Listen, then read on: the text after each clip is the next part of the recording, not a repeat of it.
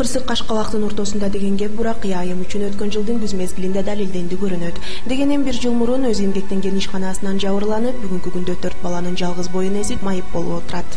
2011-жылы 23 ноябрда болду бул окуя. Мен күнүгө эле барып жүргөн жумушумду жасап аткам. Анан бир убакта ошо багымда конвет ыргып турат да, станокточу. Монда алып аткан, бирок ошо шартымда урогун байкалбай калып, бир мылда келип туруп эле ороп кетти. Мен байкабай калдым. Болду ошол бойдон эле өзүм билбей калдым. Мындай станок чоң, аябай чоң станок. Бияктан сыртын бул жактагы кабинадан да келет да, неме менен жанагындай сетка сыяктуу келет. Ошо багда мондай болуп келип туруп, конветтер түшкөн жерде аябай мондай неме айланып турат, жанагындай темирчи. Аны ошо кандай оролуп калган, кандай болуп кетти, өзүм да байкагам, бирок конверттерди алып аткан убакта ошондой болуп калдым да. Санавиация аркылуу республиканский жанагы улуттук госпиталдын невротравматология бөлүмүнө алып келиптир. 2-3 күндөн кийин баягы реанимациядан кийин кичине эс алып көзүн ачса, ошо бети таанылбайт болчу.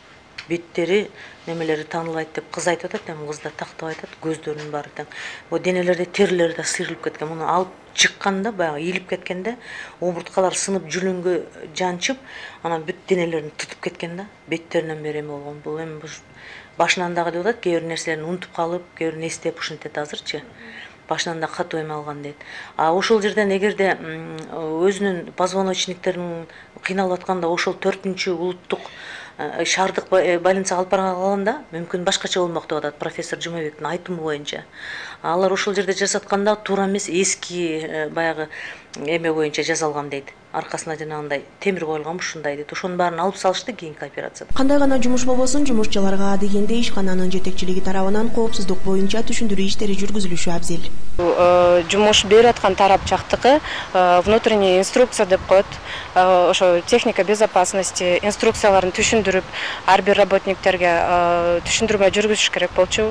Анан кийин бул жерде станоктун жанында жүргөндөн кийин өздөрүнүн бир спецформасы болуш керек, одеждасы болуш керек. Анан станоктун жанында жүргөндөн кийин эч кандай шарф сыяктуу буюмдарды, мисалы үчүн вещилерди колдонбош керек болчу. Бул жөнүндө жумуш берүүчү тарап жак түшүндүрүп, работникке жумушчуга түшүндүрмө жүргүзүш керек болчу. Бул дагы ойлойм, мындай түшүндүрмө жүргүзүлбөгөндүн себептигинен ушундай азыр окуя болуп отурат. Өзү жумушка алып аткан станокто окутат да. Бул станоктун жанына минтпеш керек, келбеш керек, моундай болуш керек. Бул жер тиги. Ал жерге санитардык немеси дагы туура эмес. Мен, по-моему, жанагы балдар жеген детский чупа-чуп чыгып турат экен. Чупа-чуп жерге ыргып турат экен. Жер цемент дейт. Ошону бул алат экен дагы, ороп упаковка жасап турат экен. Канча убакыт болушу жатканыңызга? Ой, 9 ай болду. 9 ай болду. 9 ай. Жай болду.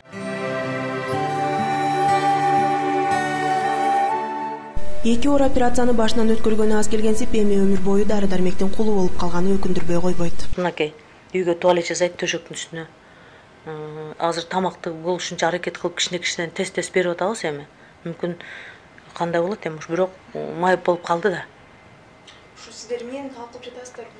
Эми мен талап кылганым, мен айттым, силер түртүйгөн жоксуңар действительно. Эми биз түртүйгөн жокпуз, өзү барып түшкөн жок да, бирок алар тагдырда баягы кирип кырсык болуп кетиптир. Эми мына күйөөсү жок болсо, 4 багасы бар кичинекей, карга жете элек, эчтекеси каруу дагы жете элек балдар жок.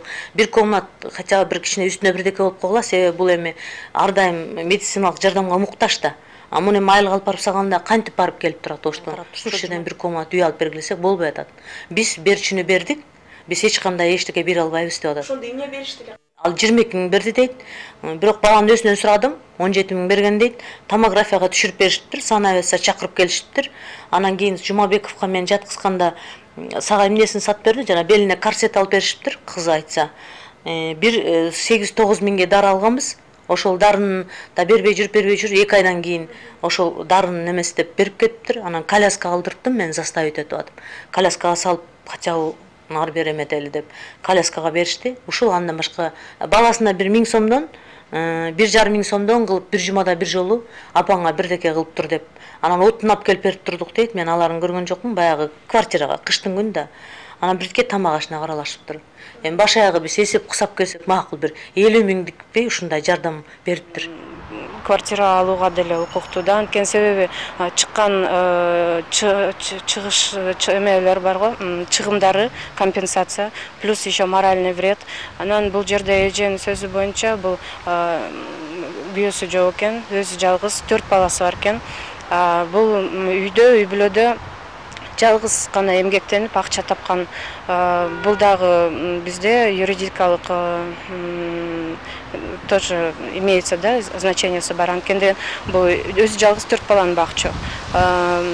Ошол тарап жактан да учитывать этсек, эгердечи ошонун баарын тең эске алсак, то бул эки тарап жак тең макул боло турган болсо, жумуш берип аткан жак компания макул боло турган болсо, то эже квартира алууга мүмкүнчүлүгү бар. Андан тышкары компенсация, моральдык вред бул сот аркылуу дагы. Ал эми бул каргаш алуу кокустук болгон ишкана Лидер Групп деп аталып, ал туркиялык ишкерлерге таандык кондитердик цех экени маалым болду. Айтылган ишкананын өкүлдөрү менен жогорудагы окуя тууралуу маалымат алуу максатында байланышканыбызда Буракыя Иманбаева менен журналисттер эмес, сот аркылуу гана сүйлөшөбүз деп биз менен маектешүүдөн баш тартышты.